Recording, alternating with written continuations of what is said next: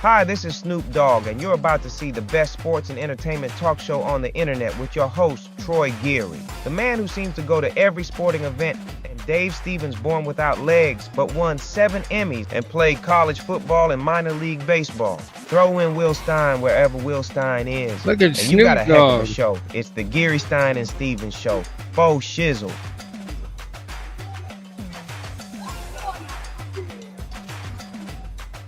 Well, welcome back to, I'd say, the Christmas edition of the Geary Stein and Stevens Show, because Santa Claus has arrived.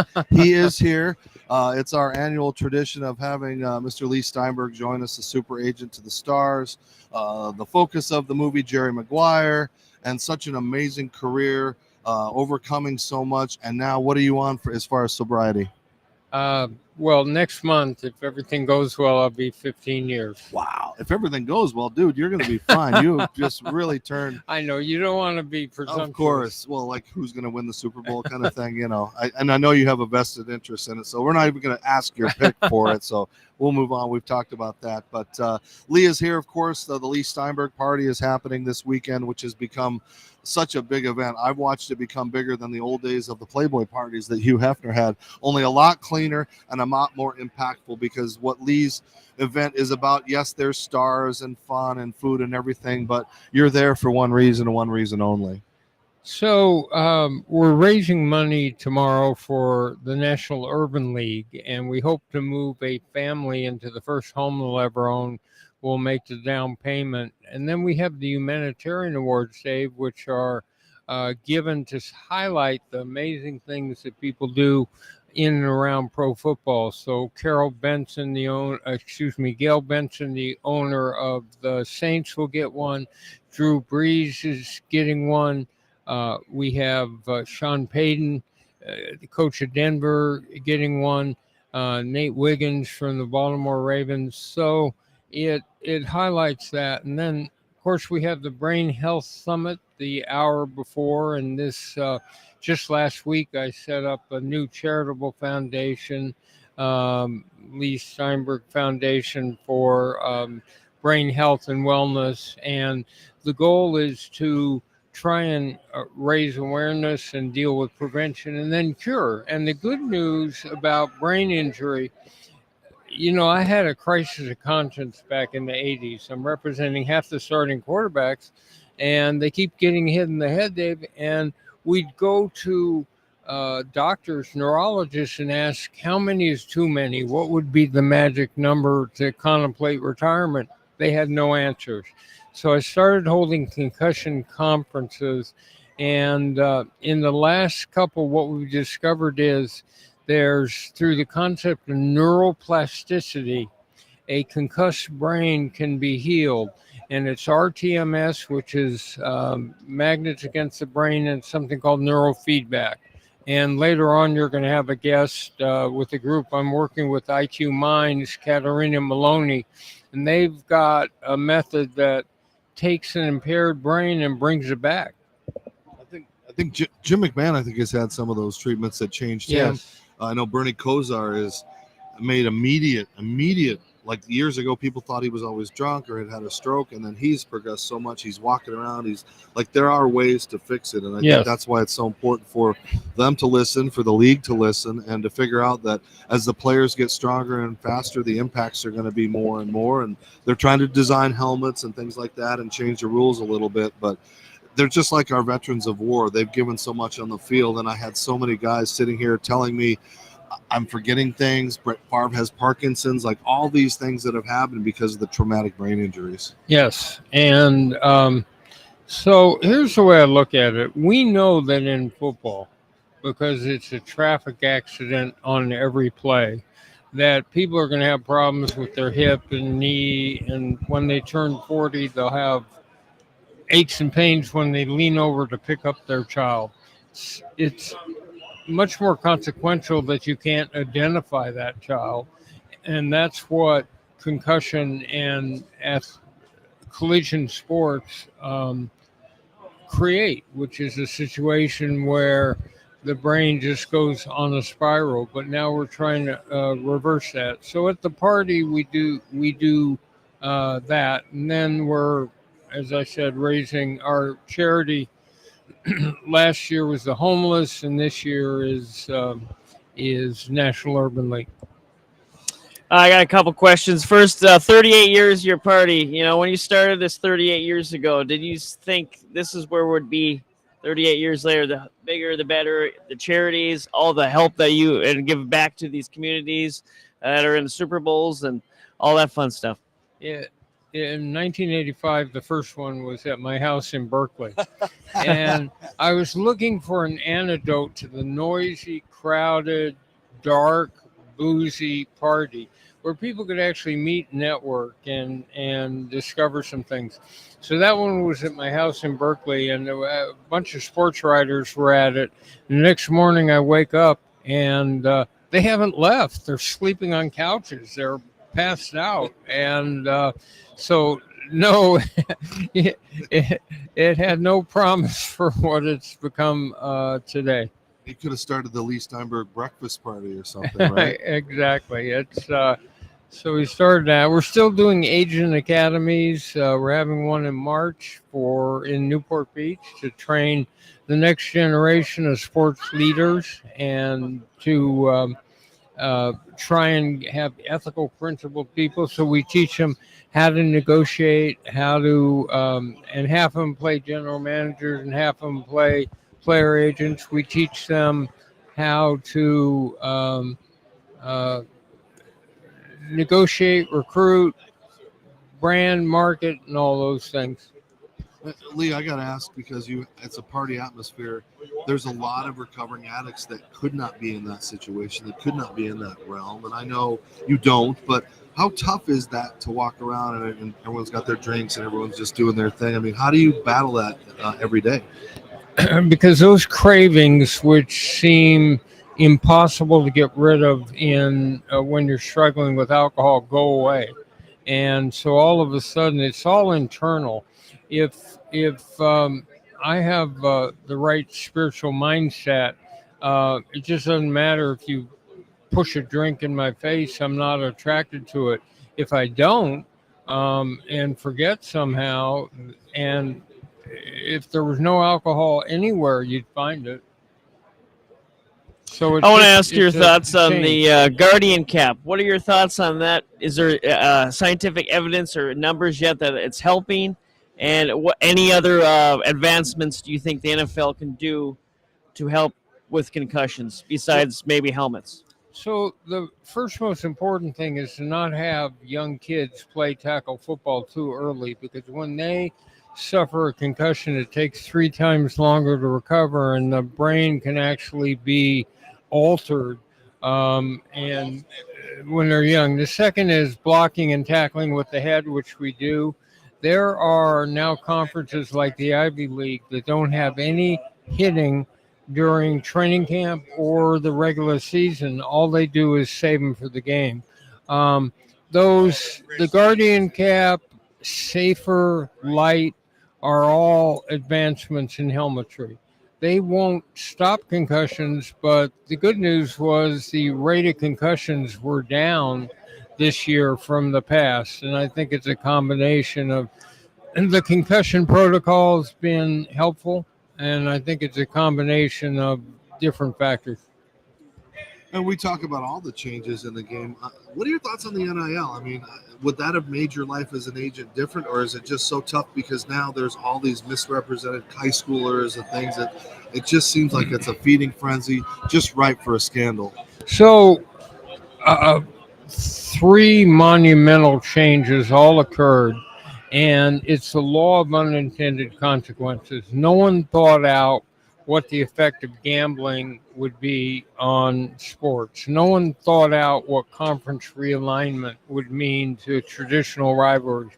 And no one ever conceptualized that NIL would lead to recruiting wars and free agency for high school players who play off one school against another. So the collectives of wealthy business alums who contribute to these payments that are made are it's Star Wars, and it happens again at the transfer portal. So it's very destructive to collegiate sports, and athletes would have been happy with $5,000 more. All they had to do was make a minor adjustment, and if you gave an athlete from a disadvantaged home enough money that he could have access to a car and a nicer place, Food. they'd have been happy. And instead, we have $15 million coming into a young athlete. So yes, it changes my business because I'm not set up to deal with a 15-year-old who wants to be marketed. Do you think NCAA should have a salary cap of some sort, so there's not these schools competing against each other and everybody's on the same playing field?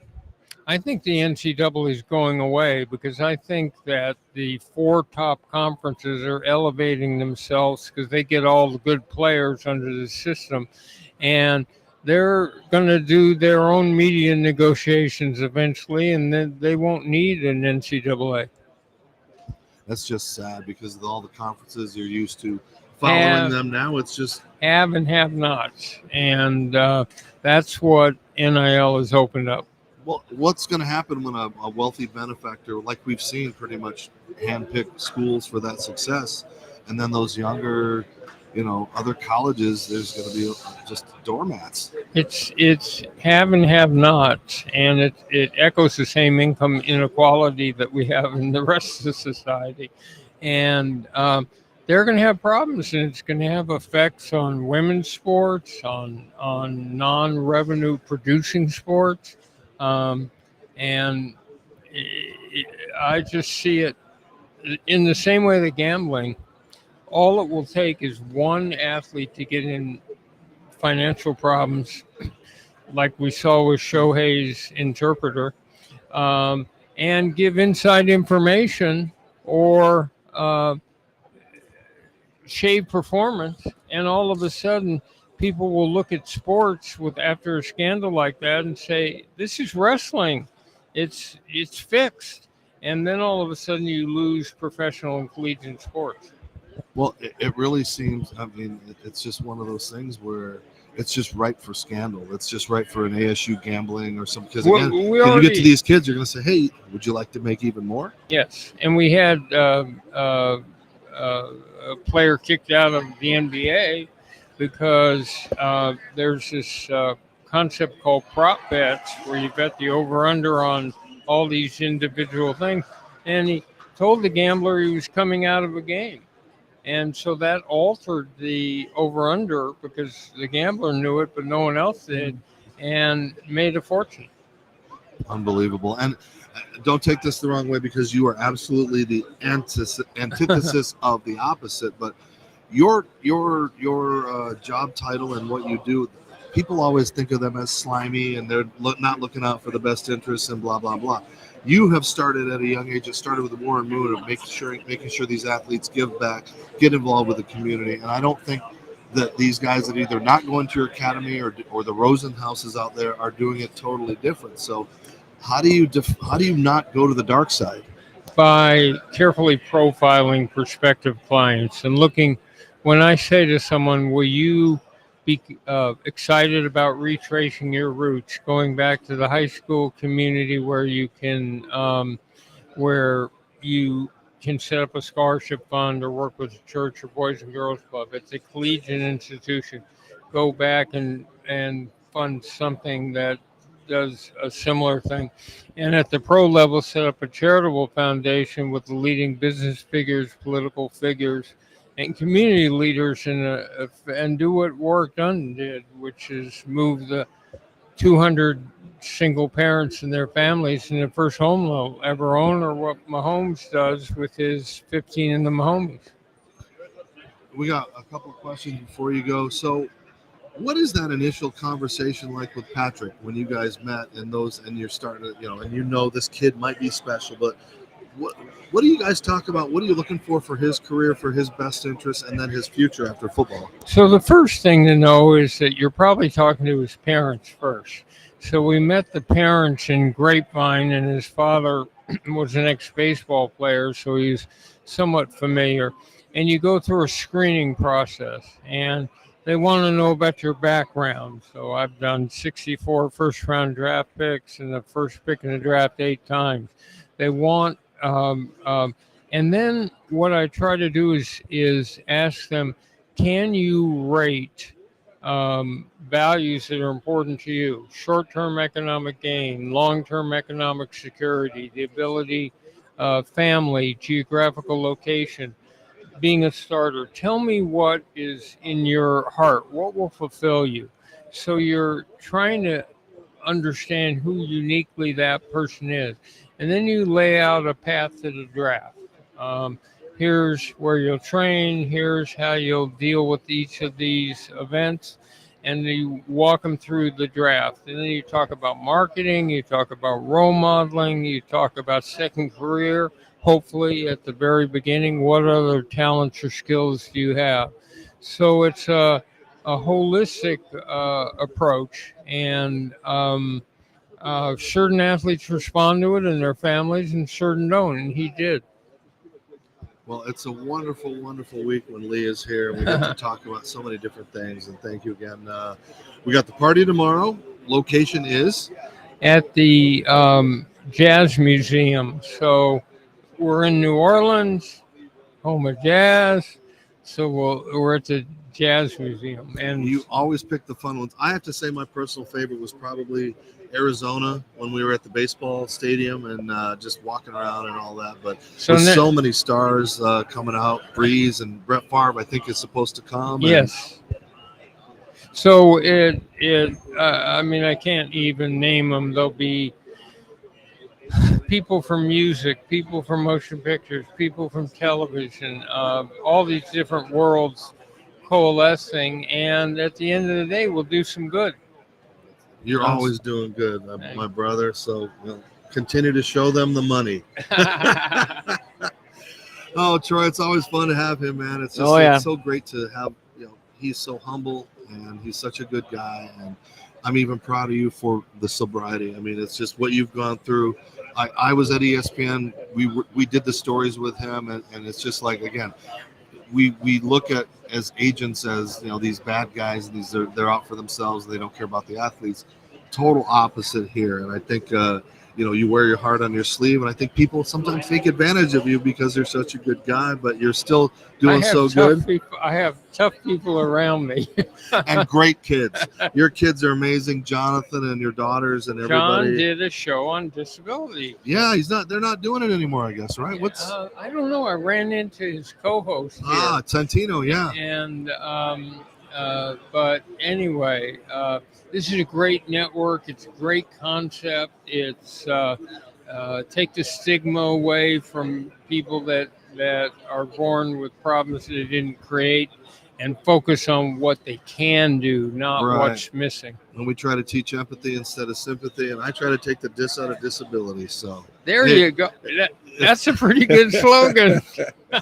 All right, he's going to be everywhere. Every time you see him, he's either hugging Warren Moon or somebody that has been in his life. So, Leigh, thank you for taking some time out. Troy. Thank you, Leigh. Appreciate it. Looking forward to your party tomorrow. That's Leigh Steinberg, and we'll see him this Saturday. And Troy had a chance yesterday to catch up with all of the stars from Fox. Had a chance to talk to them a little bit. So let's play a little of that sound, and we'll be back just a second after you are watching Geary Hey, Dean, do you expect any changes or tweaks to the kickoff? Yeah, I do. Well, I think they just released the injury data, and it was positive, right? Injuries, concussions were down. Soft tissue injuries were down on the kickoff.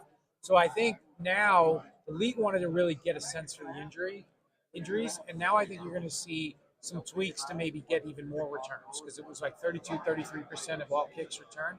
So maybe do they move the kick spot back 5 yards? Do they move the touchback up to the 35? If you just kick it through the end zone to kind of incentivize teams to not put it through the end zone. So I do think we're going to see some tweaks. But that kickoff, the dynamic kickoff, I think is here to stay. Thank you. Hey, Peter, being a supporter of Big Slick, just talk about that weekend, those people back in Kansas City that makes when you come back special. It's my favorite event. It is. Love Kansas City. They've taken me in as one of their own. It's actually funny how it all came about. I met Paul Rudd at the Super Bowl in Atlanta when it was Rams versus Patriots, not a Chiefs Super Bowl. And he says, I watch Good Morning Football. You've been early on Mahomes. You've been early on the Chiefs. And that market has taken me in such a way. And now, Big Slick, what we do for that Children's Mercy Hospital is truly incredible. And I tell my wife, it's therapeutic for me too. It's something that you can finally see, like your hard work, what you can give back. And last year we, as a group, donated Pro Bowl tickets and those signed jerseys from Mahomes and Kelsey that went for $250,000 to charity. $250,000 to Children's Mercy Hospital in Kansas City. Unbelievable, and it's truly my favorite weekend of the year. Awesome. Yeah. Hey, Kurt, you being a supporter, or me being a supporter, you being an alumnus of Big Slick, can you talk about that weekend and how much fun and experience that was? It is by far the best charity event that I'm ever a part of. And I've been fortunate enough to be invited back multiple times. But it's not only the people that come there, and obviously some of the big names in Hollywood come to Kansas City. It's the fact that it supports the Children's Hospital and the ring it's been able to build. And you can actually see the tangible evidence of what those weekends put together and the millions of dollars that it raises. It's always hot as hell in Kansas City at that time, but that place knows how to do it.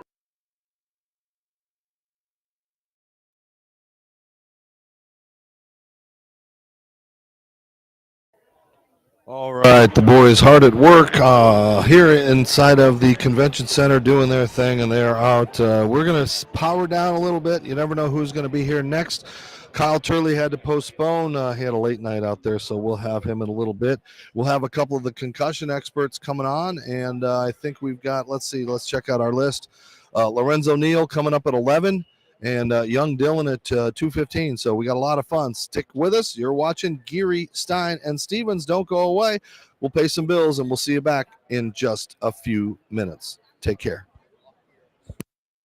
Serendipity Yacht Cruises and Events wants you to come party with us. We're bringing the fun to the Houston Bay Area. Stay tuned for all of our incredible events throughout the year, featuring amazing food and drinks, live entertainment, special guests, and so much more.